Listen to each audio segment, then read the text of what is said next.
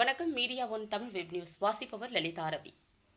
கோவையில் முன்விரோதம் காரணமாக பட்டப்பகலில் 4 சக்கர வாகன உரிமையாளர் சரமாரியாக வெட்டி படுகொலை செய்யப்பட்ட சம்பவம் பெரும் பரபரப்பை ஏற்படுத்தியுள்ளது. கோவை சவுரிபாளையம் பகுதியைச் சேர்ந்த பரந்தாமன் என்பவர் போத்தனூர் அடுத்த செட்டிப்பாளையம் அருகே ஒலிம்பிக் மோட்டார் என்ற பெயரில் 4 சக்கர வாகன பணிமனை மற்றும் பழைய வாகன விற்பனை மையம் நடத்தி வருகிறார். இந்த நிலையில் இன்று காலை சுமார் 11 மணி அளவில் தனது நிறுவனத்திற்கு வந்து அலுவலகத்தில் அமர்ந்திருந்த அவரை சந்திக்க 5 பேர் கொண்ட கும்பல் ஒன்று வந்துள்ளது.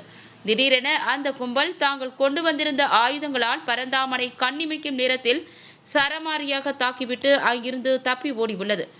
இந்த எதிர்பாராத தாக்குதலில் இரத்த வெள்ளத்தில் பரந்தாமன் சம்பவ இடத்திலேயே பரிதாபமாக உயிரிழந்தார். இதையடுத்து தகவல் அறிந்து அங்கு விரைந்து சென்ற போத்தனூர் காவல் நிலைய போலீசார் பரந்தாமனின் சடலத்தை கைப்பற்றி தீவிர விசாரணையில் ஈடுபட்டனர். தொடர்ந்து அங்கு சென்ற கோவை மாநகர துணை ஆணையர் பாலாஜி சரவணன் தலைமையிலான போலீசார் அந்த பகுதி முழுவதும் விசாரணை மேற்கொண்டு வருகின்றனர். விசாரணையில் முன்விரோதம் காரணமாக கொலை செய்யப்பட்டிருக்கலாம் என்பது தெரிய வந்துள்ளது. இருப்பினும் அங்கிருந்த சிசிடிவி காட்சிகளை சேகரித்து காவல்துறையினர் விசாரணை மேற்கொண்டு வருகின்றனர்.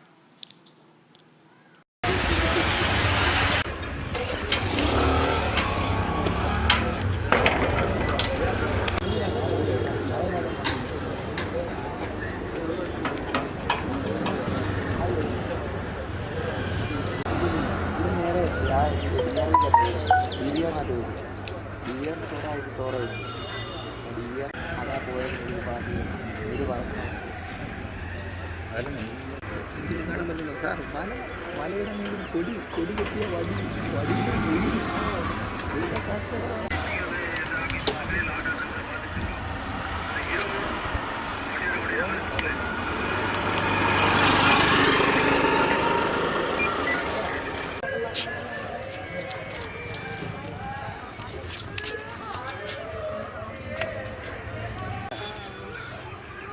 போய் பார்த்தீங்களா?